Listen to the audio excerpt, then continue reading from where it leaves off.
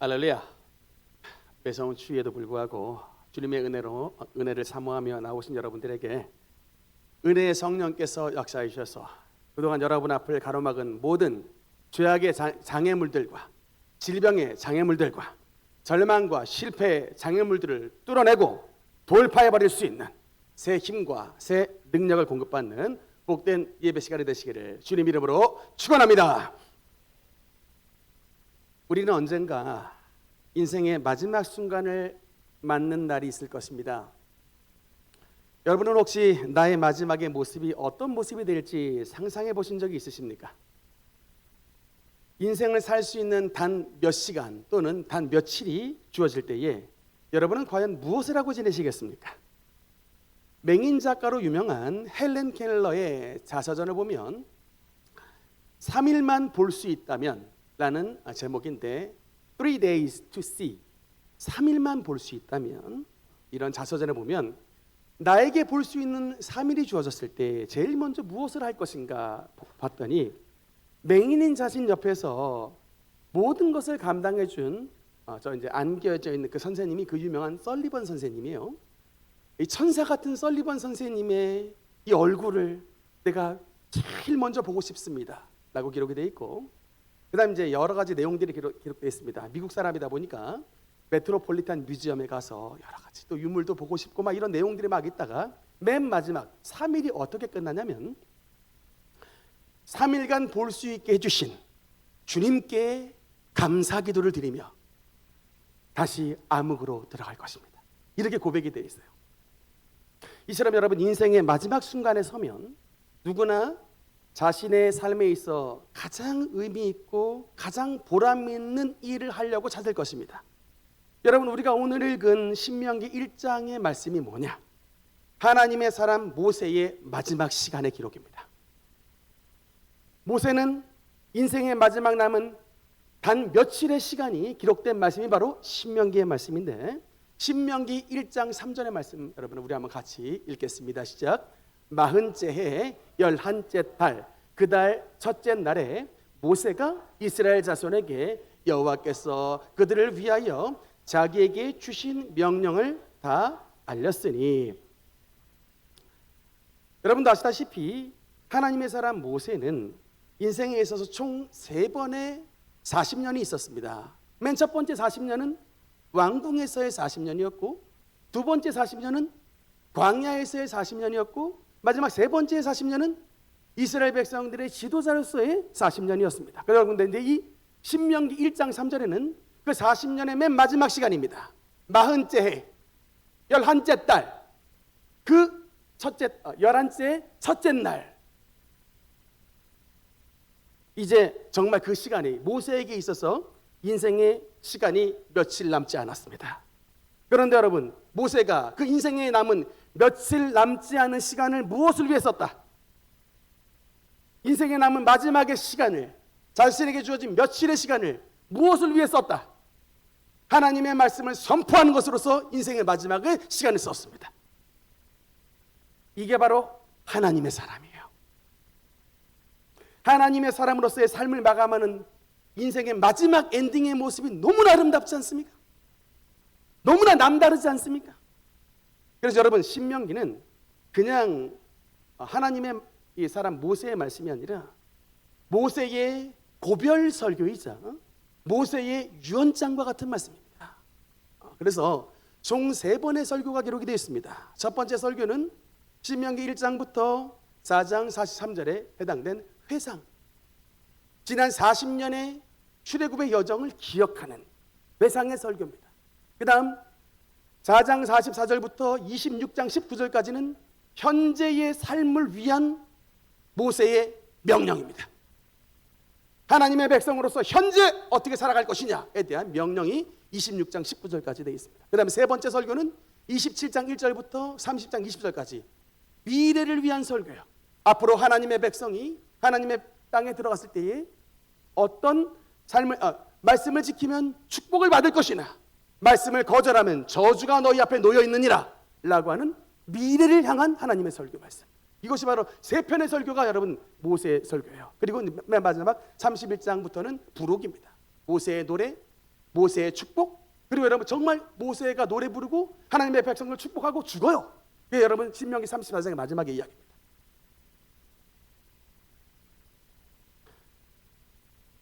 왜 모세는 마지막의 시간을 하나님의 백성을 향한 설교로서 인생을 마감을 했을까? 어찌하여 모세는 인생의 마지막의 순간에 신명기 안에 담긴 총 3편의 설교를 하게 되었을까? 이것이 왜 필요했을까? 그 해답이 여러분 이 신명기라고 하는 성경의 제목, 타이틀 안에 감춰져 있습니다. 일단 신명기 이 단어를 한자로 좀 보면요, 저렇게 쓰여 있는데 여러분 앞에 신명기 할 때 신자가 무슨 신자일까요? 새로울 신? 매울 신? 첫 번째 신자가 얼핏 보면은 갑자랑 비슷하게 생겼죠. 갑을 병정할 때. 근데 이게 갑자가 아니고 신자예요. 이게 무슨 신자냐면 거듭할, 반복할 신자예요. 신신당부하다, 거듭거듭해서 당부한다라는 그 신자예요. 그런데 여러분 이제 이 신명기를 이번에 영어로 보면은 그 아래 써놨는데 듀터로노미입니다. 어려운 단어죠. 듀터로라는 게 여러분 헬라어에서 온 건데 세컨드, 두 번째의 의미입니다. 그래서 여러분 사실 한자로 신자나 영어로 쓴 듀터로라는 단어가 같은 뜻이에요. 뭘까요? 두 번째라는 의미입니다. 세컨드, 두 번째라는 의미고, 그 다음 신명할 때 명자와 놈, 이게 여러분 다 뜻이 뭐냐면 법, 율법, 규칙, 명령 이런 뜻입니다. 그래서 듀터로노미나 신명 이 단어가 다 뭐다? 두 번째 법, 두 번째 율법 이런 의미입니다. 이해되시면 아멘. 사실 그런데 여러분 하나님의 법은 절대 명령이기 때문에 한 번만 말씀하시면 됩니다. 한 번만 말씀하셔도 그것으로 끝이에요. 그런데 그럼에도 주님은 모세를 통해서 같은 법을 성경에 2번에 걸쳐서 말씀을 했습니다. 십계명도 보면 성경에 2번 나옵니다. 출애굽기 20장에 한 번 나오고 신명기 5장에 나옵니다. 똑같은 말씀인데 완전히 똑같아요. 그런데 왜 2번이나 썼을까? 이유는 이렇습니다. 하나님의 말씀은 똑같은데 말씀을 받은, 말씀을 듣는 사람이 달라요. 출애굽기 20장은 누구에게? 이제 막 애굽에서 탈출해 나온 출애굽 1세대에게 주신 말씀이에요. 신명기 5장에 나오는 신명기 5장에 나오는 십계명은 누구에게 주신 말씀이다? 그 출애굽 1세대가 광야에서 낳은 다음 세대들에게 주신 말씀이, 즉 출애굽 2세대에게 주신 말씀이 바로 신명기 5장에 나와 있는 십계명입니다. 이 신명기라는 제목에서 무엇이 암시되어 있는가? 출애굽 세대에, 출애굽 1세대에 신앙 실패가 전제가 되어 있는 말씀입니다. 왜 두 번째 말씀을 주셨을까? 1세대가 주님의 말씀을 잘 지키지 않아 신앙생활에서 실패했으니 주님은 출애굽 2세대에게 신명기를 통해서 이렇게 명령을 주시는 것입니다. 너희 출애굽 2세대 이스라엘 자손들아, 너희들은 너희 부모들인 1세대들이 범한 그 죄를, 그 실수와 잘못을 동일하게 반복하지 말고 답습하지 말고 동일한 구덩이에 빠지지 말고 오직 하나님이 주신 진리의 말씀이 인도하는 대로 말씀을 온전히 순종하는 삶을 살아가라. 그래서 너희의 과거의 실패를 딛고 일어나 축복의 미래로 나가라. 주님은 권면하시고 있는 것입니다. 할렐루야. 여러분 근데 여기에 신앙생활에 실패한 출애굽 1세대, 이들이 어떤 자들인가 좀 보면 사진 한번 볼까요? 혹시 이집트에 여행 다녀오신 분 계십니까? 피라미드 관광 요새 많이 다녀오는데 저 피라미드 관광에 다녀오신 분들의 말에 의하면 피라미드에서 사진을 찍는데 피라미드 앞에 딱 내리면 안 된대요. 피라미드 앞에 내리면 안 되는 이유가 뭐냐면 진짜 너무 산까지 커가지고 사진이 안 나온답니다. 그래서 차로 몇 분 동안 쭉 달리고 나서 저 멀찌감치 떨어진 자리에서 사람이 서야 그 뒤에 피라미드 저 모양이 딱 온전하게 나오는 그 정도로 산과 같이 엄청나게 큰 게 바로 저 피라미드인데 저걸 누가 만들었는지 아십니까? 모세 시대 때에 강제 노역에 동원됐던 히브리인들이 바로 저 피라미드를 만들었어요. 몇 년간 만들었을까요? 430년 동안 강제 노역에 동원됐습니다. 여러분, 우리는 일제치하에 36년을 보냈습니다. 조만간 이제 3.1절 맞게 되는데, 우리가 일제의 36년의 세월을 보내고서도 위안부 할머니들을 비롯해 강제 동원에 끌려가셨던 할아버지 같은 나라의 상흔이 곳곳에 배어 있습니다. 그런데 여러분, 430년, 10배가 넘는 430년간 애굽에서 종살이했던 이스라엘 백성들이 출애굽했다? 이거는 조선의 8.15 해방보다 훨씬 더 위대하고 큰 사건입니다. 우리의 경우야 미국의 원자탄 2방 맞은 일본이 무조건 항복 선언해가지고 곁다리로 해방이 됐는데, 이스라엘은 출애굽 1세대는 뭘 경험하냐? 하나님의 직접적인 애굽의 개입하심을 체험했습니다. 그 유명한 10가지 애굽의 재앙이 하나님이 직접 내리신 사건입니다. 놀라운 것은 애굽 전역에 재앙이 닥쳐가지고 바리떼가 덤비고 우박이 쏟아지고 메뚜기가 출몰하고 그런 난리가 나는데, 유독 히브리 노예가 사는 그 어느 땅입니까? 고센 땅에는 해가 없어요. 해가 없습니다. 왜 그럴까요? 하나님이 따로 분리시켜놨기 때문에 그렇습니다. 엄청난 은혜를 체험했습니다.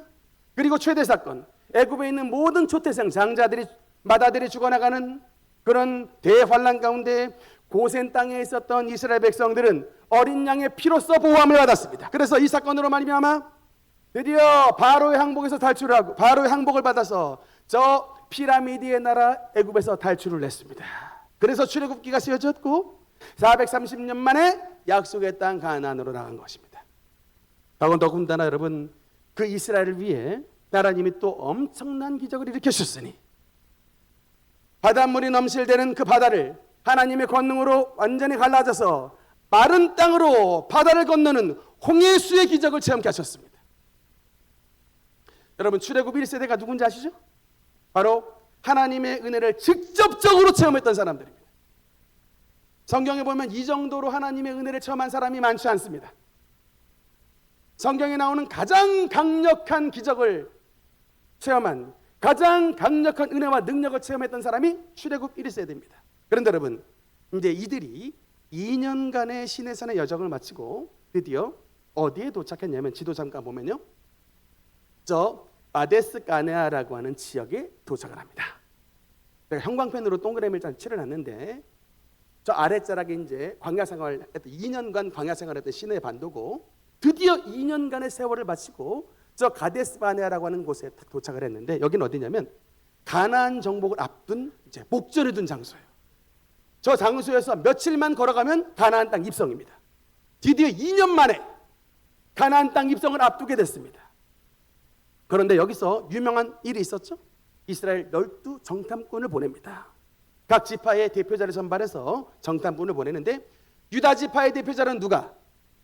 유다 지파의 대표자로는 갈렙이, 에브라임 지파의 대표자로는 여호수아가 정탐꾼으로 선발돼서, 그리고 나머지 10명이 같이 들어갔는데, 여러분 아시다시피 이 땅을 보고 온 10명의 정탐꾼이 보고가 어때요?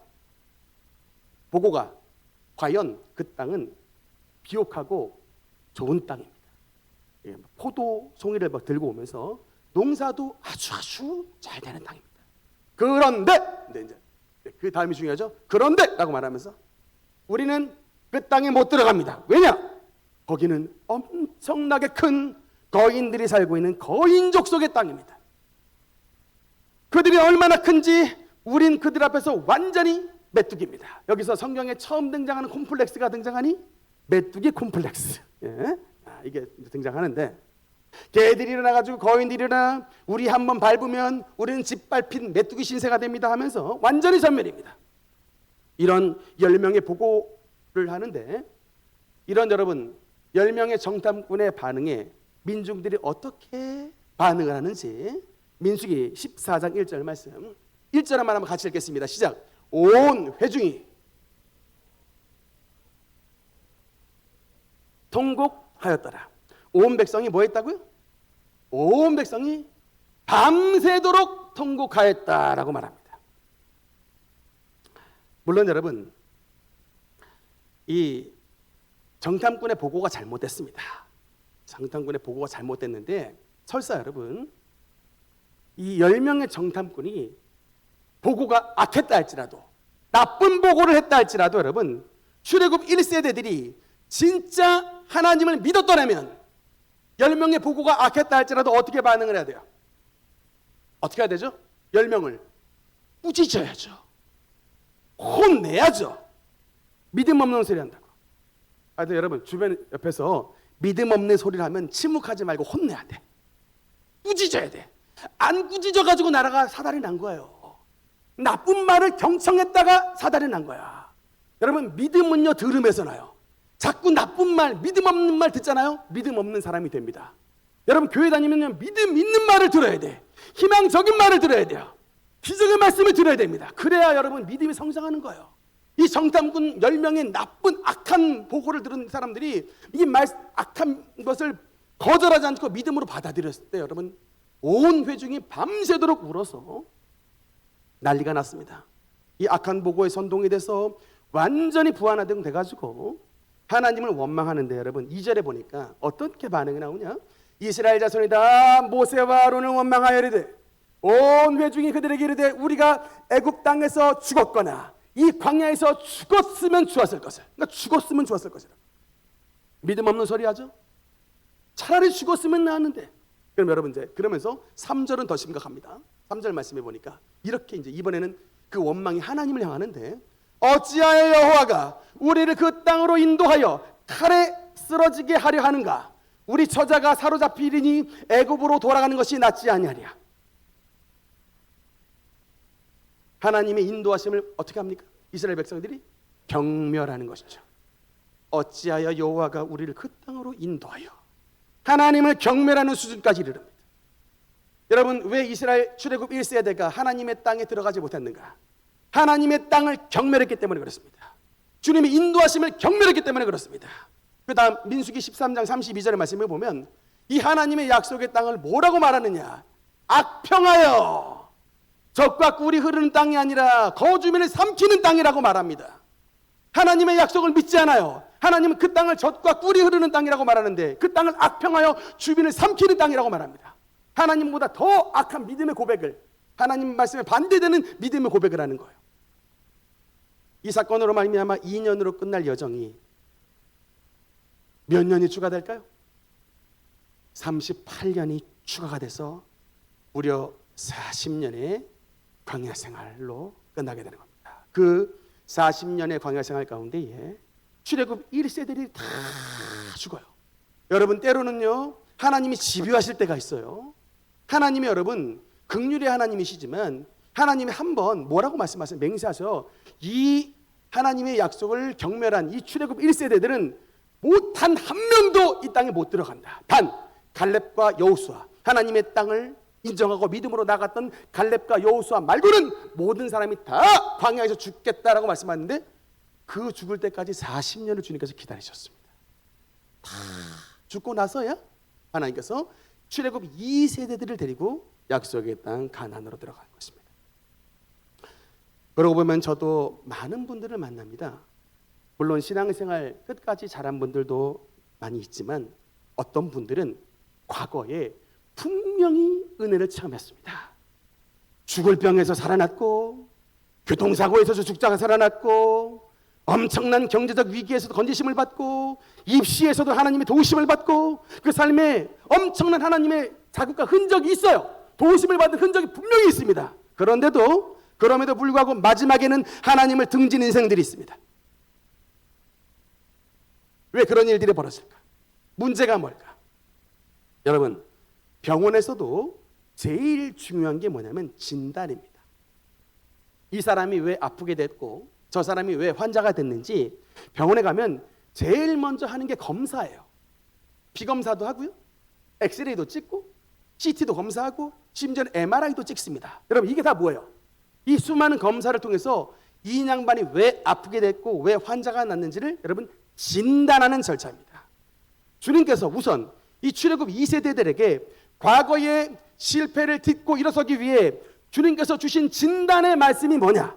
신명기 9장 7절의 말씀입니다. 우리 한번 같이 읽겠습니다. 신명기 9장 7절 말씀 같이 읽겠습니다. 시작. 너는 광야에서 내 하나님 여호와를 경노하게 하던 일을 잊지 말고 기억하라. 내가 애굽 땅에서 나오던 날부터 이곳에 이르기까지 늘 여호와를 거역하시되. 하나님의 진날이 뭡니까? 너희 부모들, 너희 선조들은, 출애굽 1세대들은 뭐에 걸렸다는 거예요? 영적 건망증에 걸렸다는 겁니다. 너희 선조들은 하나님의 은혜를 기억하지 못하는 영적 건망증에 걸렸다는 거예요. 애굽의 기적도, 공회의 기적도, 불기둥과 구름기둥의 은혜도 깡그리 잊어버리고, 조금만 어려우면 은혜 주신 하나님을 잊어버리고 문제에 매몰돼 버리는 영적인 건망증에 너희들은 사로잡혔다는 거예요. 그래서 너희는 이런 선조들의 과거를 묻어두고 그들의 실패를 덮어두지 말고 그 과거의 실패의 자리에서부터 일어나라는 거예요. 정확히 기억하라는 거예요. 너희 선조들, 너희 부모님이 너희 삶의 현장에서 어떤 실패를 했는지를 잊지 말고 기억하라는 것입니다. 민수기에 보면 여러 가지 지명들이 나오는데 나베라라고 하는 지명이 나옵니다. 불이 붙었어요. 왜 불이 났느냐? 하나님 앞에 불평하다가 진에 불이 났습니다. 기브롯 핫다아와라고 하는 지명이 있습니다. 무슨 뜻일까요? 탐욕자들의 무덤이라는 뜻이에요. 만나와 메추라기를 주셨는데 하나님 앞에 감사하지 않고 욕심 부리다가 그 탐욕 부렸던 사람들이 묻혔던 장소, 기브롯 핫다아와, 탐욕의 무덤. 노뱀 매달았던 장소가 뭡니까? 원망하다가 여러분 이스라엘 백성들이 불뱀에 물려 수많은 사람들이 죽었어요. 바알부올이라고 하는 장소가 있었습니다. 이스라엘 백성들이 역병으로 2만 4천 명이 죽었습니다. 왜 죽었어요? 죽은 자에게 제사한 조상의 음식을 먹고 죽은 자에게 제사하고 음행하다가 역병이 돌아 2만 4천 명이 죽었습니다. 너희는 출애굽 2세대들은 너희는 이 모든 것을 기억하라는 거예요. 너희 조상의 실패 현장을 기억하라는 거예요. 그들의 불평과 그들의 탐욕과 그들의 우상숭배와 그들의 음란을 너희가 기억하고 거기에 동일하게 빠지지 말라는 것입니다. 그 모든 죄를 기억하고 그 죄의 길에서 돌이키라고 주님을 말씀하고 있는 것입니다. 여러분, 우리 조선 이야기, 우리 조선의 역사 여러분 관심 많으십니까? 저는 조선의 역사에 대해 관심이 참 많은데 역사적으로 보면 여러분 우리 조선이 왜 망했을까? 진단이 여러 가지가 나오는데 물론 뭐 지정학적인 위치가 그렇고 외세가 강했고 여러 가지 이유를 댈 수 있지만 여러분 제가 봤을 때는 우리 조선이 망했던 세 가지 이유를 꼽을 수가 있습니다. 일단 영적으로 보면 영적 문제가 뭘까? 우상숭배의 문제예요. 무속과 우상에 깊이 빠졌던 하나님 말고 수많은 것들에게 복달라고 빌었던 우상숭배에 깊이 빠졌던 민족이 바로 우리 민족, 조선의 민족이었어요. 두 번째는 정신적인 문제가 있습니다. 첫 번째는 영적인 우상숭배의 문제가 있다면 두 번째는 정서적인 정신적인 문제인데 뭐냐? 우리 민족이요 시기가 많아요. 그래서 분열이 많이 납니다. 남이 잘 되는 걸 잘 못 봐요. 배가 아파. 남이 장사가 잘 되는 꼴을 못 본다고. 내가 잘 돼야지 남이 장사가 잘 되는 꼴을 못 보는 게 여러분 우리 정서적인 문제, 시기가 분열이 굉장히 많은 민족이에요. 5명이 모이면 3명과 2이 쌓이고 심지어는 3명이 있으면 2과 1가 나뉘는 게 우리 민족이에요. 그런데다 여러분 육적인 문제가 있습니다. 뭐냐? 조선의 수많은 사람들이 실질적으로 방종했습니다. 엄청나게 술 취하고 방탕하게 살았습니다. 오죽이 나면 선교사님들이 조선 땅에 오셨을 때 제일 먼저 했던 게 뭐예요? 금주가 만들었잖아요. 술 먹지 말라고. 선교사님들이 복음을 들고 이 땅 가운데 오셨을 때에 조선에 이런 세 가지 악습을 몰아냈습니다. 조상제사 철폐시켰습니다. 그 다음에 여러분 우리 사회에 있었던 뿌리 깊은 차별 정서와 분열의 정서인 산농공상 이런 신분제를 선교사님들이 앞장서서 타파해가지고 여러분 남대문에 가면요 승동교회라고 있습니다. 여러분 그 교회 전에 별칭이 뭐냐면 백정교회예요. 백정들이 모인 교회입니다. 그런데 여러분 백정들만 모인 게 아니라 그곳에 양반들이 같이 있었어요. 물론 제일 처음에 양반들이 백정들하고 같이 예배 드릴 때 여러분 양반 사람들이 거절했을까요? 찬성했을까요? 여러분이 양반이면 조선에서 가장 천하다고 여기는 천민들 그 백정들과 함께 예배를 드리고 싶어요 안 해요? 솔직히 안 드리고 싶잖아요. 있는 사람하고 더 붙고 싶어 하지. 이런 일들 하니까 여러분 선교사님이 어떻게 한 줄 아십니까? 교회에서 나갔어요. 주일날 강대상에 안 오셔. 입에 단에 안 써요. 깜짝 놀랬죠? 무슨 일이십니까 했더니 너희같이 예수 그리스도의 정신을 그대로 믿지 않고 차별하는 이런 조선 사람들하고 예배 안 드리겠다는 거예요. 무릎 꿇었죠. 회개했습니다. 같이 우리 주님의 차별의 정서, 주님 이 차별을 철폐시킨 그 주님의 사랑 우리가 우리 교회에서 실현하겠습니다라고 해가지고 여러분 그 승동교회에서 최초로 장로님을 세웠으니 그 장로님이 박만춘인데 백정 출신의 장로님이에요. 양반 출신의 장로 후보와 백정 출신의 장로 후보가 나왔는데 세상의 승동교회에서 양반이 아니라 백정 출신의 장로님이 초대 장로님으로 선출돼서 여러분 우리 조선의 이 차별이 철폐된 그리고 그 아들이 세브란스 병원의 제1호 의사 박서양이에요. 철저하게 몰아내셨다니까. 이런 분열, 이런 시기 질투 미움들 철저하게 몰아내시고 금주, 금연, 근면성실 이것을 가르치셨어요. 여러분 정확하게 기억하셔야 돼. 무조건 여러분 이게 뭐 나라가 잘 살게 되는 게 아니에요. 우리의 여러분 아무리 아프리카 나라에 많은 지원을 해줘도요 그 아프리카 나라가 갑자기 잘 살게 되지 않습니다. 왜냐하면 정서가 바뀌질 않아요. 갑자기 그냥 나쁘게 살았던 사람이 돈이 많이 주어지잖아요. 그러면 선하게 살지가 않아요. 나쁘게 살았던 사람이 먼저 마음이 고쳐져야 돼. 마음에 하나님 나라가 들어와야 돼요. 그래야 물질이 받았을 때에 그 물질 가지고 하나님 나라를 위해 쓰게 되는 것입니다. 그 역할을 우리 선교사님이 했고 우리 조선에 교회가 있다고요. 그래서 우리나라가 잘 먹고 잘 사는 세계 10대 대한민국으로 우뚝 섰던 것입니다. 할렐루야. 여러분 정확하게 기억하셔야 됩니다. 하나님을 믿지 않았을 때에 하나님이 없는 나라가 되었을 때에 우리 조선이 얼마나 비참한 나라였는가. 그러나 여러분 우리가 하나님을 받아들였을 때 얼마나 부강한 나라가 됐는가. 정확하게 기억하셔야 됩니다. 하나님 없이는 우리는 단 하루도 살 수 없는 것이 바로 저와 여러분의 신앙 고백이 되어야 되는 것입니다. 이것을 기억한다면 여러분의 자녀가 주일날 교회에 안 오고 하나님을 믿지 않을 때 결코 가만히 두지 않습니다. 정말 하나님을 믿는 부모는 그 자녀가 하나님의 교회를 이탈할 때에 무슨 수를 써서라도 그 길을 막습니다. 그리고 교회 안으로 끌어오는 거예요. 과연 이런 열심들이 여러분에게 있는가? 반성을 좀 해보시라는 말입니다. 여러분 유대인이라고 자녀 교육 쉬웠겠습니까? 자녀 교육 실패했던 이야기가 사사기의 이야기예요.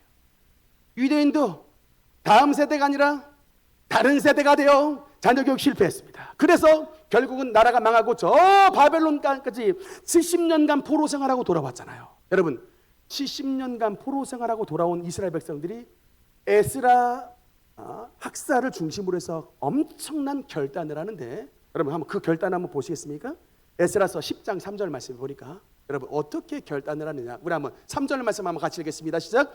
곧 내 주의 교훈을 따르며 우리 하나님의 명령을 떨며 준행하는 자의 가르침을 따라 이 모든 아내와 그들의 소생을 다 내 보내기로 우리 하나님과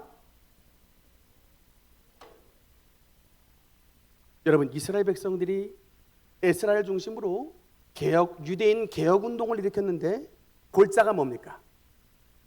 모든 아내와라고 써 있는데 그 모든 아내는 이방인 아내예요. 이방인의 아내를 집안에서 전부 추방한다. 한 가지 더 어려운 건 그런데 그 이방인과 그 이스라엘 남자 사이에서 난 소생들도 함께 더불어 함께하여 이방 아내와 동시에 내쫓는다. 여러분 이게 유대 공동체의 결단이에요. 이 에스라서 10장 3절의 순간 유대인이 재탄생한 거예요. 오늘날 알고 있는 유대인이 이때 만들어진 거야. 아주 왜 여러분 이 유대인이라고 이방인 출신의 자녀들이 안 이뻤겠습니까? 이쁘지 않았겠어요? 이방인 안에 이쁘지 않았겠습니까? 그래서 여러분 에스라서 10장 3절 이후에 여기에 거절했던 사람들의 리스트가 나와요. 제사장도 나오고 뻗ing겼던 사람들이 이러한 놈들이 뻗ing겼더라 라고 하는 기록이 다 나와요. 그만큼 여러분 가정이 새로워지는 것은 쉽지 않았습니다. 그러나 이런 대결단을 왜 했을까요? 우리가 아무리 잘 살아보려고 애를 썼지만 하나님을 잃어버리는 민족이 되고 하나님을 잃어버리는 가정이 되고 하나님을 모르는 이방인들이 우리 땅에 들어오면 우리는 망한다는 거예요. 이게 여러분 유대인의 핵심 골자입니다. 오늘날 우리 한국교회 자녀들 종교를 바꾸고 있습니다. 기독교 어릴 때 주일학교에서 기독교 주일학교 학생들이었던 애들이 크면서 정말 대학을 종교로 바꾸는 대학교에 빠지고 있습니다. 지난번에 말씀드렸지만 2026년 한국교회 트렌드 책 보면 6번째 챕터가 무속에 빠진 그리스도인이에요. 교회 나와도 응답을 못 받으니까 교회 나온 성도님들이 평일날에 점집에 가는 겁니다. 그 중에 20%가 많게는 30%가 무속을 실질적으로 의존하고 있습니다. 하나님을 믿는 백성이 무당에게 점괘를 의지하는 일들이 30%가 여러분 지금 시대가 그런 시대예요. 술 마시는 성도들 많습니다. 그런데다가 나라 안에 분열이 너무나 많습니다. 우리가 지금 과거를 기억해야 됩니다. 우리가 어떻게 잘 사는 나라가 됐는가? 하나님을 믿고 분열을 극복하고 방탕과 세속에 살았던 자들이 하나님께로 돌아왔을 때에 하나님의 은혜를 누리는 나라가 됐는데 이것을 잊어버리니까 사랑하는 성도 여러분, 여러분도 영적 건망증에 빠지지 않는 성도가 되길 바랍니다. 여러분의 가정이 다시 하나님의 은혜로 태어나는 순간, 하나님의 절대적인 믿음을 붙잡는 순간 여러분은 유대인처럼 택하신 족속, 왕같은 제사장, 거룩한 나라, 주님의 소유가 된 백성이 될 줄 믿습니다. 출애굽 2세대, 1세대들의 실패를 극복한 출애굽 2세대들은 여러분 특징이 있습니다. 뭐냐면 과거의 선조들의 아버지죠. 과거 조상들의 실패와 아픔을 딛고 미래로 나갔던 사람들입니다. 1세대의 실패가 뭐예요? 하나님이 진단하시기에 하나님을 잊어버린 것입니다. 하나님의 함께 하심을 잊어버린 것입니다. 근데 여러분 2세대들의 믿음의 특징이 뭐예요? 하나님을 잊어버리지 않고 광야지만 이 광야 가운데서도 함께 하실 하나님을 기억하고 믿음으로 나갔다는 거예요. 하나님을 기억하는 사람의 여러분 삶의 두 가지의 특징이 나타납니다. 하나는 뭐냐? 첫째는 불평이 없어요. 불평이 없습니다. 왜냐하면 하나님이 함께 하시고 지금 내 말을 들으신 줄 진짜 믿으니까. 내가 찬송 부르고 기도하는 것을 하나님이 기뻐하시지 불평하는 것을 하나님이 기뻐하시지 않는다는 걸 알기 때문에 하나님을 진짜 믿는 사람은 입술이 정결합니다. 물론 순간순간 힘들 때 있습니다. 왜 힘들 때가 없습니까? 속썩이는 자식들, 직장에서의 갈등들, 신앙생활 하면서 만나는 여러 가지 교회 안에서의 수많은 어려움들 왜 여러분 없겠습니까? 그런데 하나님을 진짜 믿는 사람은 뭘 지키냐? 입술을 지키는 거예요. 선조들 여러분 다베라 말했잖아요. 왜 불이 났어요? 불평하다가 불났다니까? 왜 불뱀에게 왜 불려요? 불평하다가 불렸다니까요. 그래서 이 선조들의 이런 실수와 걸림돌을 기억하고 나는 그 걸림돌에 넘어지지 않겠다는 거예요. 입술을 지키고 어려움의 순간에 원망과 불평하는 것이 아니라 입술을 바꿔 우리의 도움이 되신 하나님을 향해 기도하고 찬송하는 입술 벌리는 것입니다. 여러분 그래서 기도하는 입술이 세상에서 가장 복된 입술입니다. 할렐루야. 축복의 대역전이 기도하는 입술에서 출발한다는 것을 믿으시기 바라는 것입니다. 한 가지 더, 하나님과 함께하는 자는 하나님을 진짜 믿습니다. 그래서 하나님을 진짜 믿는 사람은 여러분 어떻게 하느냐? 어려워도 믿음으로 도전합니다. 하나님의 사람은 어려워도 믿음으로 챌린지를 하는 거예요. 히브리서 10장 35절 말씀해 보니까 우리 한번 같이 읽겠습니다. 시작. 그러므로 너희 담대함을 버리지 말라. 이것이 큰 상을 얻게 하느니라. 아멘. 담대함이 큰 상을 주신다. 여러분 아마 성경 신명기를 읽으면서 이것을 발견하지 못했을 텐데 신명기 1장 4절 말씀해 보면 신명기 1장 4절에 모세가 교훈을 줄 때에 어떤 사건이 있었는지를 신명기 1장 4절에서 말씀합니다. 신명기 1장 4절 한번 같이 읽겠습니다. 시작. 그때는 모세가 헤스본에 거주하는 아모리 왕 시온을 쳐 죽이고 에드레이에서 아스타롯에 거주하는 바산 왕 옥을 쳐 죽인 후라. 제가 밑줄 꺼놨습니다. 바사낭옥이라는 자. 여러분 어떤 사람인 줄 아세요? 바사낭옥이 누굴까? 모세가 신명기에서 바사낭옥이 썼던 침대를 그의 철침상이 얼마나 어떤 침대인지를 기록을 하고 있습니다. 신명기 3장 말씀해 보니까 11절에 르바임 족속의 남은 자는 바산 왕 옥뿐이었으며 그의 침상은 철침상이라. 아직도 암몬 족속의 라빠에 있지 아니하냐. 그것은 사람의 보통 규빗으로 재면 그 길이가 9규빗이요 너비가 4규빗이라. 여러분 규빗은 팔꿈치 끝에서부터 손가락 끝에까지의 길이입니다. 대략 45cm예요. 그냥 50cm로 잡아서 9규빗이다. 바사낭 옥이 썼던 옥침대 네. 길이가 몇이라고요? 4m 50. 침대의 크기가 4m 50이랍니다. 그러니까 대략 이 바사낭 옥이 몸 신장이 어느 정도 될까요? 적어도 1m 빼고 한 3m 50 정도 되는 3m 50 정도 되는 그 철침상, 옆폭이 한 2m 되는, 한마디로 말하면 거인족입니다. 그 거인족을요 모세가 누구를 가지고 정복하냐면 출애굽 이 세대들과 함께 정복해 들어가는 거예요. 여러분 놀랍게도 이 바사랑 옥이 다스렸던 나라의 성읍이 몇 개냐면 다음 말씀해 보니까 그때에 우리가 그들에게서 빼앗지 아니한 성읍이 하나도 없이 다 뺏었는데 그 성읍이 60이니 곧 아르곱 온 지방이요 바산에 있는 옥의 나라이니라. 여러분 저 바사랑 옥 말고 거인들이 살고 있었던 성읍이 몇 개라고요? 60개. 근데 제가 저 기사를 읽으면서 갑자기 줄리어스 시저의 유명한 단어가 떠올랐습니다. 왔노라, 보았노라, 이겼노라요.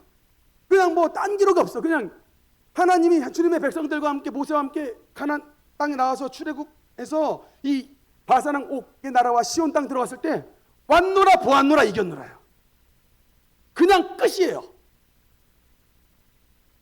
그래서 그 땅을 여러분 르벤과 갓과 므낫세 반지파에게 그 땅을 나눠줬습니다. 여러분 이게 뭐예요? 우리에게 말씀하시는 것이 하나님의 말씀이 이긴다는 겁니다. 민수기 14장에서 이 거대한 거인들을 벌벌 떨면서 메뚜기 콤플렉스에 사로잡혀 있었던 1세대는 패배했는데 하나님을 믿고 믿음으로 나가니 그 왕이었던 르바임 족속의 왕 바사는 옥부터 그가 다스렸던 모든 60개의 모든 성읍을 정복해버렸다는 겁니다. 뭐로? By the power of God. 하나님의 권능으로 60개의 성읍을 정복해 나갔던 것입니다. 여러분 하나님이 방법이 있으니까 같이 가져가지 방법 없으신 하나님께서 나가라고 했겠습니까? 이걸 못 믿는 거야. 이걸 못 믿는다고. 왜 대학 입시 앞두면서 여러분 왜 교회를 포기합니까? 왜 중요한 사업처 현장 순간 왜 교회를 포기하고 미팅을 나갑니까? 이 비밀을 모르는 거예요. 이 비밀을. 그게 바로 출애굽 1세대의 실패예요. 2세대는 뭐예요? 어떤 순간이라 할지라도 삶의 어떤 위기라 할지라도 거인들이 앞에 서 있는 그 현장이라 할지라도 뭐예요? 하나님이 지금 나와 함께 하신다는 것을 믿고 나가는 겁니다. 내 힘으로 싸우는 게 아니라 우리 민족의 재능으로 싸우는 것이 아니라 우리와 함께 하신 하나님의 능력으로 싸우는 것이 여러분 그래서 과거를 듣고 믿음으로 나가는 사람의 신앙의 자세인 것입니다. 할렐루야. 마지막 간증의 말씀 하나 나누겠습니다. 제임스 어윈이라는 분인데 확대 좀 시켜주세요. 인물도 잘생기고 이분이 누구냐? 미국의 아폴로 15호라고 하는 우주선이 있었는데 거기 달나라에 날아갔던 그 우주선의 조종사, 우주선의 조종사가 미국 공군 대령 유명한 제임스 어윈입니다. 달을 8번째로 밟았던. 저 같으면 그냥 뒷자리 탔으면 뭐 그런 느낌이 없겠는데 그 우주선을 조종하는 입장에서 보면 얼마나 그러면 이게 겁이 많이 날까. 달나라에 갔더니 해발 4,500m의 산맥이 있더래요.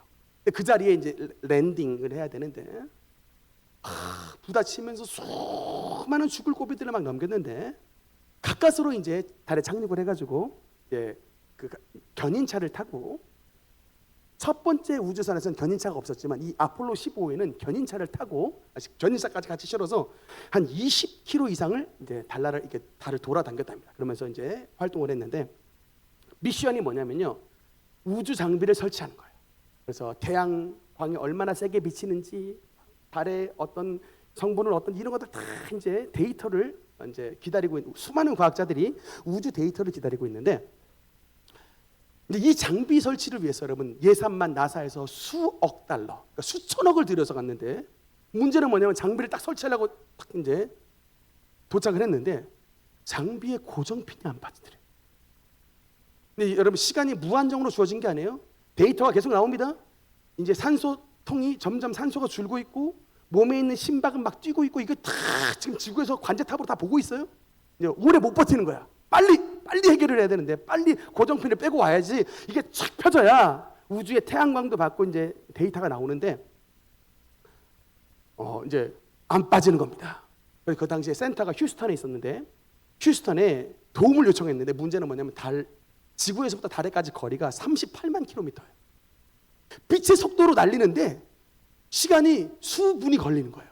큰일 났어요. 그 순간 이 제임스 어윈이 어떻게 했을까요? 하나님을 떠올렸어. 이게 위대하다니까요, 여러분. 이 위기의 순간에 하나님을 떠올렸어. 그 달나라에서 무릎을 꿇었다는 거 아닙니까? 그 자리에서 주여, 지금 도움이 필요합니다. 근데 제임스 어윈이 원래 신앙이 좋았던 분이 아니에요. 그냥 건성건성 그냥 교회만 다녔던 사람인데 건성건성 교회만 다녔는데도 불구하고 이 위기의 순간 달나라에서 무릎을 꿇고 하나님, I need your help. 주여, 주님의 도우심이 필요합니다. 그 순간 기도가 끝남과 동시에 머릿속에 아이디어가 팍, 생각이 팍 떠오르더래요. 아직 휴스턴에서 답신이 안 왔는데 이게 올라가고 하면 수분이 걸리니까 답신이 안 왔는데 하나님의 솔루션을 주시더래요. 마치 누군가 귓속말을 해주는 것처럼 뇌리에 어떻게 이 문제를 해결해야 되는지 아이디어가 팍 떠올랐는데 휴스턴 관제소의 답보다 빨랐습니다. 그래서 해결했어요. 설치했습니다. 그리고 저 제임스 어윈이 유명한 바위 하나를 갖고 와요. 그 바위의 이름이 뭔지 아십니까?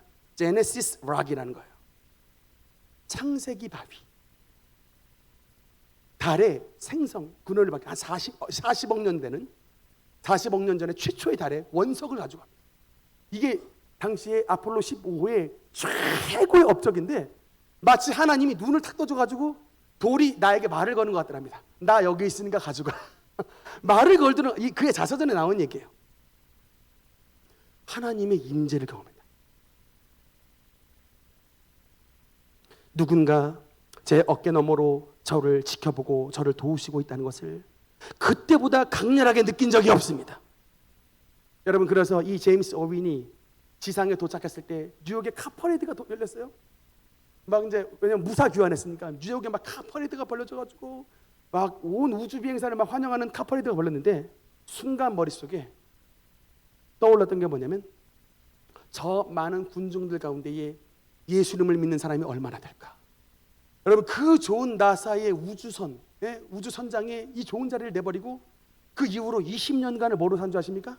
진짜 어윈이 예수 그리스도의 복음을 증거하는 하나님의 사람으로 살았어요. 정말 주님을 만난 사람은 인생이 바뀌는 거야. 감추인 보화를 발견한 사람은 인생의 감추인 보화를 위해서 인생을 투자하고 정말 새로운 인생으로 출발하는 것입니다. 할렐루야. 말씀의 결론을 맺겠습니다. 사랑하는 성도 여러분, 우리의 삶의 지난날의 실수와 지난날의 과거의 아픔에 넘어지는 자들이 아니라 우리를 그 아픔과 눈물의 현장에서 일으키실 하나님을 끝까지 소망하시고 믿음으로 나가시기 바랍니다. 저와 여러분의 손을 일으켜주신 하나님이 우리의 미래를 이끌어가실 능력이 우리 주님께 있음을 고백하시기 바라는 것입니다. 저와 여러분의 손을 붙잡고 믿음으로 나간 저와 여러분의 가운데에 약속의 땅 가나안의 정복을 주님께서 선물로 주셨다는 것처럼 우리의 모든 인생 가운데에 바사랑 옥과 같은 거인들을 물리치시고 하나님은 놀라운 능력을 체험하는 우리 모든 능력의 권속들 되시기를 주님 이름으로 축원합니다. 기도하시겠습니다.